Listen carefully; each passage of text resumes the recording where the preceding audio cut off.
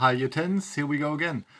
I've heard from a few of you that the first video was quite helpful, so I'll try the same sort of format. I know there are fancier ways of doing it. We'll get there soon. Okay, right, so here's the question 2 from volume of cones and spheres, which caused problems for some of you. So I'll talk you through the 3 parts for the solution. We start top left with a green shape. Okay, so what it is 2 cones, okay? And they're the same, so you just double what you've got at the end. The volume of a cone is found by doing 1/3 times the base area times the length. The base area being a circle, and I've called it length in this case. Often the cones are upright and you would call it a height, but I don't want to confuse things here with length, with the shape being sideways and calling it a height nevertheless. Anyway, I've drawn a little image on the right there of my solution to give you an idea of where these numbers come from. So I've got 1/3 times pi times the radius of the base circle for the cone squared, r squared, and that's there. In the shape, it's kind of here, there. Okay, right, back to my solution.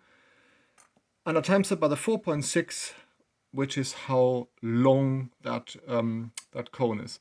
The overall length was given as 9.2. I need to halve that to get the 4.6.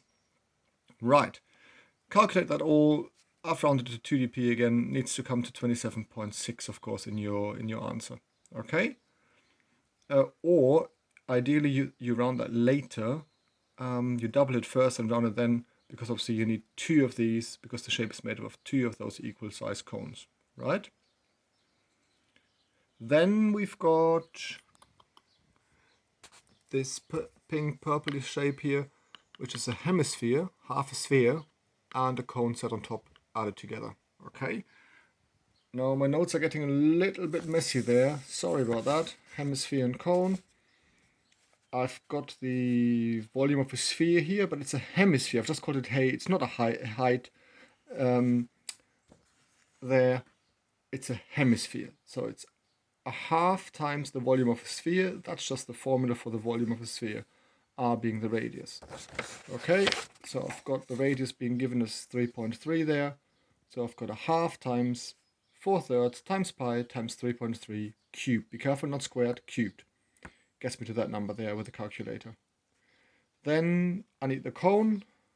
The volume of a cone is 1/3 times the base area, which is pi times the radius squared this time, times the height, which was given as 4.2. Gets me to that number there. Put the 2 together, gives me 123.2. Remember that when you do it, your numbers will most likely be different. I've obtained this number here just by adding the volume of the hemisphere, the 75, and the volume of the cone, the 47.9 together. Got the final answer. Okay. And then the final bit, the Great Pyramid question. Just to remind you there. Okay. Multiple steps needed. You start off with finding the volume of the original pyramid. Volume of a pyramid, 1/3 times the base area times the height. So 1/3 times is a square base. So I just take the length I was given, square it, times the height I was given.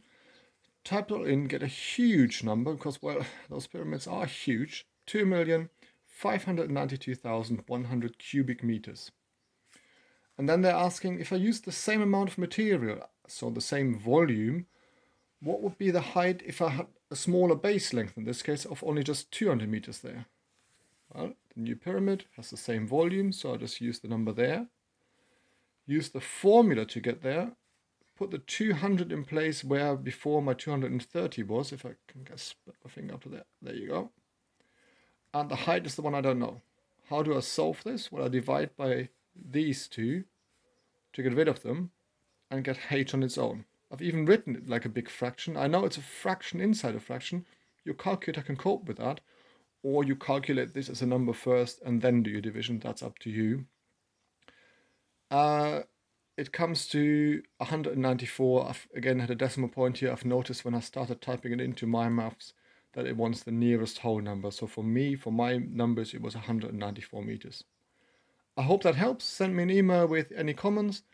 And of course, send me an email if that still wasn't quite clear enough or too fast, etc., etc. Thank you. Bye.